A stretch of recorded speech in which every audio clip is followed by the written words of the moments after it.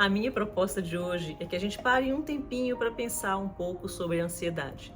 Especialmente porque essa é uma sensação que faz parte do nosso cotidiano e acontece com muito mais frequência do que realmente paramos para prestar atenção. Todos nós, em algum momento da vida, já sentimos ansiedade.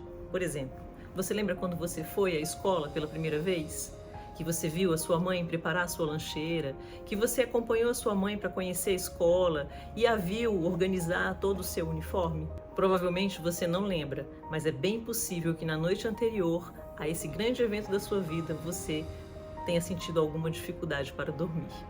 Da mesma forma, quando você foi fazer uma prova ou quando você fez o exame para tirar a carteira de motorista, quando você casou ou quando você divorciou. Observe que essa é uma manifestação da ansiedade que é natural ao nosso cotidiano. É uma sensação corriqueira do nosso dia a dia, porque nos coloca em situações de desafio e até que aprendamos a lidar, a desenvolver habilidades para essa nova situação, a gente fica um pouco perdido, tem algumas alterações de ordem física, como sudorese, taquicardia, boca seca, insônia, entre outros sintomas. Eu vou dar um exemplo prático para que vocês entendam melhor sobre o que eu estou falando. Imagine que você é uma pessoa mais ou menos tímida e recebe um desafio no seu trabalho de desenvolver uma palestra. E aí, automaticamente, você vai entrar em contato com essa sensação de ansiedade em função desse desafio. Você vai sentir suor nas mãos, você vai sentir um pouco mais de palpitação, você vai sentir um pouco de medo, talvez, mas isso também vai te impelir a descobrir coisas elementos que possam favorecer na elaboração desse trabalho, como por exemplo, em que local ele será realizado, como é a acústica, como é a iluminação, onde é que eu vou pesquisar para fazer a curadoria desse conteúdo, como é o público que vai assistir esse meu trabalho. Daí, depois que você mensura todos esses elementos, você começa a desenvolver o seu trabalho e estruturar a sua palestra.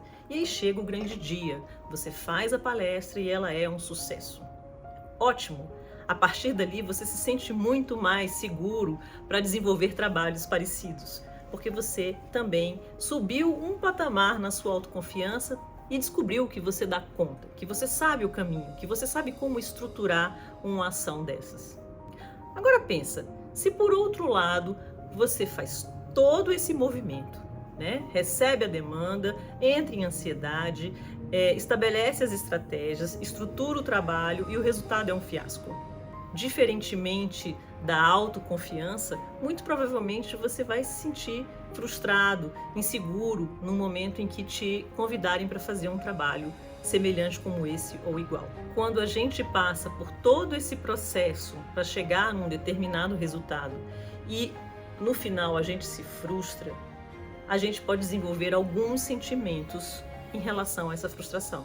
Como, por exemplo, a raiva, a sensação de inadequação, a insegurança, o medo e até mesmo uma ansiedade que é diferente daquela ansiedade inicial que auxilia a gente a estruturar o trabalho. Essa ansiedade oriunda da frustração é uma ansiedade que abre um leque de possibilidades para transtornos de ansiedade. E você já deve ter ouvido falar em alguns desses transtornos, como o transtorno obsessivo-compulsivo, a síndrome do pânico, a agorafobia, a fobia social. São 6 no total, que serão trabalhados em vídeos futuros. Mas o mais importante aqui é a gente compreender exatamente essa diferença entre uma ansiedade que é normal, que é saudável, que é impulsionadora de feitos, que nos alavanca para frente para que a gente tome atitudes e resolva situações. E existe a ansiedade que é patológica, oriunda, originada de uma ansiedade boa que se frustrou. Essa segunda ansiedade é uma ansiedade adoentada que merece atenção e tratamento.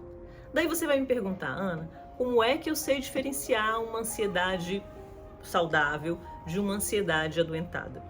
A ansiedade saudável, ela vai surgir diante dos desafios. Passado o desafio, a ansiedade está resolvida, porque ela é só uma energia propulsora. Já a ansiedade adoentada, ela é impeditiva da gente realizar coisas. E à medida que ela se agrava, mais difícil vai ficando da gente conseguir até lidar, realizar tarefas tranquilas do dia a dia. Portanto, se você começa a sentir com muita frequência sintomas da ansiedade sem motivo aparente, é bom investigar o que pode estar acontecendo. Procurar um psiquiatra ou procurar um psicólogo é um ato de amor com você mesmo, que vai favorecer com que você busque informações mais assertivas e fidedignas sobre o seu real estado e sobre o caminho que você precisa fazer para ficar bem com você mesmo, apesar de um diagnóstico, caso ele aconteça.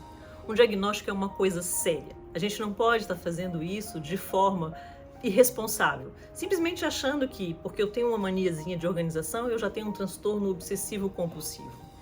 Um psiquiatra, ele vai fazer uma varredura em torno da sua história de vida, dos sintomas, dos momentos em que esses sintomas também se manifestam, às vezes até um histórico familiar. Ele pode também fazer um diagnóstico por exclusão, porque você sabia que você pode desenvolver sintomas da ansiedade tomando determinados medicamentos? Às vezes o seu organismo ele vai apresentar reações muito semelhantes às reações físicas de uma ansiedade, porque um determinado componente químico de um determinado medicamento não caiu bem para você. Então observe o quão importante é estarmos munidos de informações e cuidados mais assertivos para lidarmos com as nossas questões, com as nossas dificuldades e limitações também oriundas e inerentes da ansiedade.